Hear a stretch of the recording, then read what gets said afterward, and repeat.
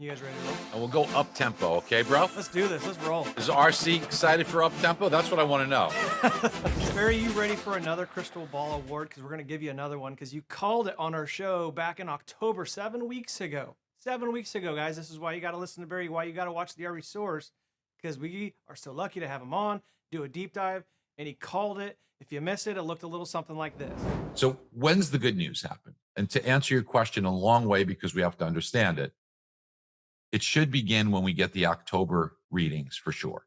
Now, we're going to get this early November, but look at these high inflationary readings that we see in late 2021 and early in 2022 through the first half. They're all pretty high, which means if we get more normalized readings of inflation, especially with recession happening, that's deflationary. The hikes in the Fed funds rate, more savings, slower business, you're going to see inflation readings that will be lower. And that will cause the year over year reading of inflation to come down. So what this will do for us is it will cause us to be in a position where we should see inflation come down, down, down, down, down, and mortgage rates, like they always do, will follow suit. So how long and how much? A couple of things. Late this year, fourth quarter this year, first quarter next year, we should be in a position to see a lot of improvement. And probably by sometime late, very late this year, early next year, we should be able to see mortgage rates dip under 5%. 6 to 7 weeks ago, on the dot, he told you what was going to happen, guys, and here we are. The Monday after the 200 basis point rally. Barry, I got one question to open us up. Is it going to continue? Because he talked about 5% rates. Is it going to continue? And when will we see those 5% rates? And also, buddy, congratulations for nailing it, man. Crushed it when everybody else was going the other way. Well, thank you. Thank you, buddy. I still am very firm that we're going to be towards 5%. We always have to have caveats for black swan events that we don't see. Things can come out of the woodwork, but in the absence of something crazy, yes, it'd probably be effective if we just reviewed a couple of things real quick and showed you why we believe that is going to happen. The Fed does not drive mortgage rates. As you know, the Fed goes ahead and hikes 75 basis points. Market really doesn't do much, but then inflation comes out as we anticipated on November 10th, that it would come out better than expectations. And I'll show you why and where it's heading. And what does the market do? We see like a 5/8 drop in rate, 206 basis points in price. So when we see this, we finally can show you the evidence that we've been saying is going to happen. It's not the Fed. It is indeed inflation that drives mortgage rates. So let's take a quick look. I got some slides here for you. So number one, historically, you can see inflation on the bottom, that goes up, mortgage rates go up. Inflation comes down, mortgage rates come down, flat, flat. When the Fed fixed the game here and they were doing all these buying of mortgage-backed securities, they kind of kept mortgage rates right here, 3%. But then inflation was moving up. Fed missed it, said, it's transitory, this and that. And then inflation starts to take off. Finally, the Fed wakes up. Now, they could have stopped it here, kind of like a patient who's got a bad infection. If you catch it early, you hit them with some antibiotics and they're fine. But the Fed didn't do that. They let the infection fester. Now they have to take drastic action. They've left themselves no good choices. So once the Fed stopped buying mortgage bonds, well, inflation goes, mortgage bonds do what they always do. They follow inflation. When inflation swooned here, and you remember, right, we were together, everybody said, inflation's peaked, inflation's peaked. Right. And I was on your show and everywhere else saying, no, it's going to be a brutal summer. Rates are going to go up over the summer. And surely enough, what happened? Well, inflation perked back up and rates perked back up. But now we have finally reached that date that we said, November 10th, all the way from back in June, we were talking about it, in October 3rd on your show. We kind of reiterated that inflation's on its way down. So what is inflation? Inflation is simply too many dollars chasing too few goods. What the Fed's trying to do is make borrowing costs on things like car loans, business loans, things like that more expensive. So it causes demand destruction. So the Fed hikes rates, less people will borrow money. Remember that the majority of dollars out there, the majority of money is run on credit. Pretty much about 95% of it's run on credit. So we are in a situation where the Fed is trying to slow down the issuance of credit, but they also want to take some of those dollars and make you save them. Without an incentive to save, people were spending it. But now you can get pretty safe returns at 4 or 5%. Hey, maybe I'll save it. Because remember, even things like treasuries are almost 5%. They probably will be after the December 14th rate hike. So that'll be a good place to put your money. And goods are flowing. So inflation has certainly cooled. Now, when we talked to you about this, this was the drop we told you was coming, and this was the October CPI report. And the headline number came down from 8.2 to 7.7. And then the core rate, which is the important one, strips out food and energy because that's what the Fed thinks they've got influence of. It went from 6.6 to 6.3, and we had a big celebration. But let's dig deeper. Now, the core rate still went up 0.3% month over month. But the replacement of last October's 6/10, we told you that was going to come. I'll show you that chart again. That's why we knew that this was going to be a good day for us. Now, if you look at the report and you dig in, there are drops in everywhere, in pricing everywhere. Jobs are being cut. The CPI should have been much lower, except for one thing, shelter costs. So shelter showed that it went up 0.8%. That's a pretty big move month over month. Well, how could shelter be going up? We know rents are coming down. We know home values have cooled. So where is that from? Well, it comes from something called owner's equivalent rent, which represents a big chunk of this, and then rents themselves. Now, if rents are up 0.7 and owner's equivalent rent is up 0.6, it's amazing to me that nobody asked the question, how the heck is shelter up 0.8? Where did it come from? It came from this little known thing called lodging away from home. And the print was crazy. It was up 4.9% for October, 5% month over month. What the heck happened here? Well, if you saw this as an EKG and you brought this to your cardiologist, he said, let's get you to the hospital, right? Because look at this thing. This is what the lodging away from home does on a month by month basis. It's nuts. Why does it do this? Well, Airbnb, does it change that much? Does the hotel prices change that much? No, I suspect this is just shitty reporting. That's what I suspect this is. So it is. We know that most of this stuff is poorly reported. This must be horrifyingly reported. And that's why you get these crazy moves, and distortions. Now, if you look at where it was last month or the month before, CPI would not have been down just 0.3 year over year. A flat reading would have given you 0.4. This would have given you 0.5 on a year over year basis. And then talk about a celebration. Great. I bring this up to explain where we are and also to tell you we're going to have this in our hip pocket. When this thing actually comes down to normal, this will influence CPI even further. Now, Barry, before you keep going, like nobody else is talking about this. You're way ahead of it. You talked about it last week. What's included in lodging away from home? Anybody that's watching and hearing that term for the first time? Hotels, Airbnbs, things of that nature. Okay. So, and thank you. Most of the stuff we do, we're way ahead of, and then, we start putting it out there and then everybody else starts writing about it, but okay. So this is the famous graph here. Here's the famous graph. This is our patented famous graph that we started to show all over. So this is why we knew it was going to be a brutal summer. The low numbers from 2021 over the summer of 2021 replaced with higher numbers in 2022 caused rates to go much higher. The bond market did poorly. But we said the magic one would be the October one, because now this is October 21 was elevated. October 22, we felt would be lower because of all of the actions by the Fed to indeed curb inflation, which those Fed rate hikes helping eventually when they get a handle on inflation, mortgage rates. That time has come.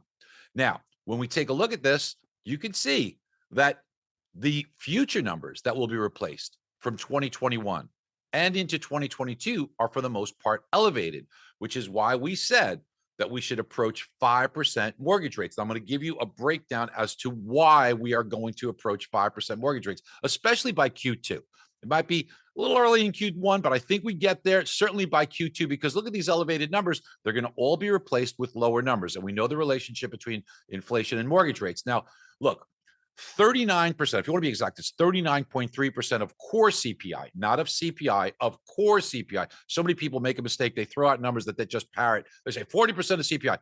You're wrong. It's 39% of core CPI is shelter. So I broke down shelter for you before.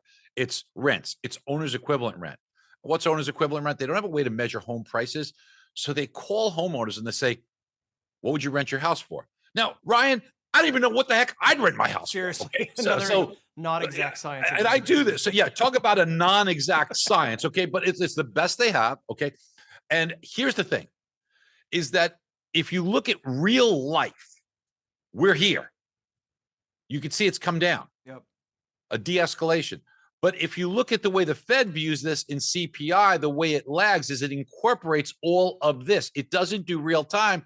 It averages it for the past year. So it's incorporating this. You know what this reminds me of, bro? It reminds me of a roller coaster. Now, I still like going on roller coasters. I'm still a big kid. And when you do, you go up the roller coaster for that initial burst and you go, and it goes all the way up. Eventually, there is a part of the roller coaster where the people in the front are heading lower, but the people in the back are still going up. In real life, that's like what's happening to shelter costs. But the way that it's viewed in CPI, it's weighting it still up. When we get through January, all of this will have passed through in January, and bang, you're going to get a deeper deceleration in CPI. You're going to get CPI to drop faster. Now, the January data comes the second week of February. So just like with October, we had to wait till November 10th. So here we got to wait for this to get an added turbo boost, which is why I'm seeing that first quarter as being something where we start to approach 5%. Now, we're also seeing money supply really drop. This is the first time this has happened to this extent since 2004. So first time in 18 years, money supply is dropping. Less dollars, less inflation, more goods, less dollars. That's a recipe for lower inflation, lower rates. But here is the one I really wanted to show you because nobody is looking at this. This is the first time that people are starting to see this. I'm sure that this also will start to be talked about. Now, what is this? The bottom line is the 10-year Treasury. That's in blue. The yellow line above are mortgage rates. I looked at 35 years worth of history, and it's something we watch closely. So Ryan, when we take a look at this, while we know that mortgage rates and the 10-year Treasury do not follow each other directly, there's no day-by-day movement. They tend to track in the same direction over time. And there is a normal spread between them of about 175 to 200 basis points. Barry, So are those red arrows, do they represent 300 basis points as well? no. I'm going to get to that. Okay. So 175 to 200 basis points, that is the normal spread between the two. Okay. Normal spread is 175 to 200 basis points or 1.75% to 2%. Okay. So for argument's sake, if the 10-year Treasury were at 2, mortgage rates would likely be about 2% above that, like 4. Okay. Easy math, right? Yep. Each one of these red arrows represents the median of that spread, and Gotcha. they're all Okay. equal. They're all equidistant. These arrows are all of the same size. So here you can see over 35 years, you can see this spread, this relationship has been pretty much close, You're not going to deviate it from it too far, except for now. This is the first time it's ever happened Wow. that the 10-year Treasury and mortgage rates are 300 basis points apart. So for easy math, a 4% 10-year Treasury, I know it's come down, about 7% mortgage rates, that's 300 basis points between the two of them. So why? What gives? Let me explain this to you. What's interesting about a mortgage is that no one holds a mortgage. Why? Because if you hold a mortgage, there are risks, not the risk that you're going to get paid back. But, we explain this in our CMA course, and all CMA graduates know this cold, but there's a circle. The borrower then goes to the mortgage company, who goes to a servicer, who goes to an aggregator like Fannie Freddie, who goes to a securitizer, and then sells it right back to the borrower, which is why a 7% mortgage will go into a 5.5% coupon. So the guy who's borrowing it would pay 7% in the rate, but if they're going to invest in it, they're only going to get 5.5% because everybody takes a piece along the way. Yep. So why does that happen? Why does everybody sell these? Because the risk of interest rates, and that's what makes this hot potato something that everyone has to unload and get rid of. You see, if you had a mortgage last year that you did, Ryan, you gave me a mortgage and I pay you early. You gave me a mortgage of 3% for $100,000. And it's as solid as it can be. But now the rate's gone to 7%. Is your piece of paper that you're holding still worth $100,000? You see, Ryan, because $100,000, I could take a 4-inch stack of $100 bills. That's $100,000. I could do whatever I want with it. You, on the other hand, with that piece of paper, are tied to a 3% rate. Yep. So if you wanted to value it to market, if you wanted to sell it, borrow against it, if you want to say, what is it worth today? Well, it's certainly not worth $100,000 because I can invest and get $100,000 at 7%. Right. So you'd have to discount the value of it to make up for the change in market. Yep. It might only be worth $50,000 or $60,000. So here you have a perfect mortgage and you've lost almost half the value of that. Why? No fault of yours, no fault in underwriting, just interest rate risk. So to mitigate that, no one holds a fixed rate. But even though everybody's selling it, somebody has to maintain the job of servicing it. You see, somebody still has to collect the payments, pay the taxes, send you a nasty note if you're late, answer your questions, tell you what the balance is. That's a servicer's job.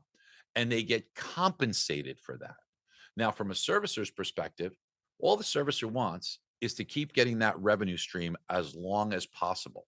And then by saying, okay, I expect to get this fee for X amount of years, I can determine what a value is, right? So pretty easy to do the math on that. Well, if you're expecting to keep that servicing for 7, 8 years, well, you take the servicing value times 7 or 8 years, maybe add a little discounting mechanism, but then that's your value. But what the market is saying, that inherent in the price of a mortgage, the higher the price, the lower the rate of a mortgage, right? Just like your rate sheet. Yep. Part of what helps the price is the servicing value. Now, the servicing value has been sucked out of it completely. No servicing value at all. Why? Because what the market's saying is that this loan is not going to be on the books. The market is agreeing with us. The smartest money out there is saying that these loans are going to be paid off or refinanced very, very soon. So you're only going to collect that servicing fee for a few months, Yep. not years. So therefore, what they would normally have assigned to a large servicing value, helping build the price up and bring the yield down, is gone. That's why instead of being whatever, 200 basis points, you're like 300 basis points different because there's no more servicing value. So what does this mean? Here's the summary. I believe strongly that inflation's coming down, that rates are coming down.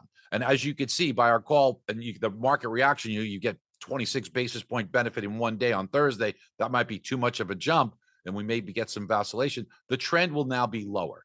So can we get in the next 6 months to 3% on the 10-year Treasury? Yes. Does that mean that mortgage rates only go to 6? No.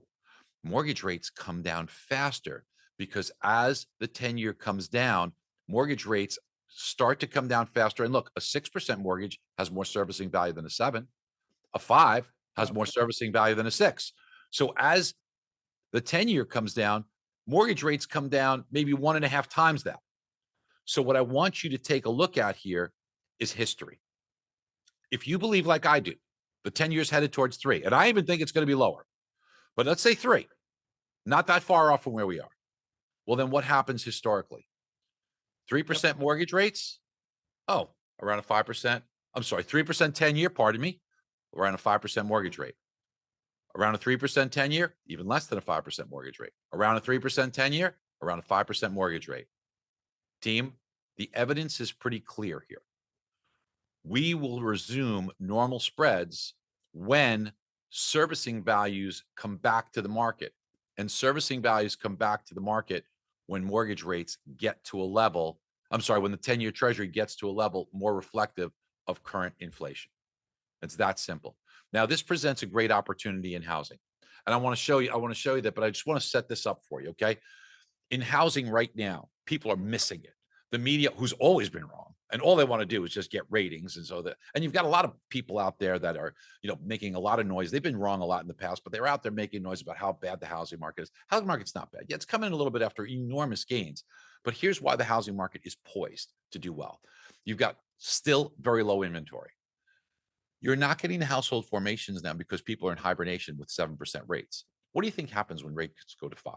So a year ago, I had to give you $50,000 more than asking price, and heck, I couldn't even get a home inspection. Today, it's different. What is today, Ryan? Today is what's called normal. I mean, think about it, right? You and I have been in this game a long time. Many people listening, watching, have been in the game a long time.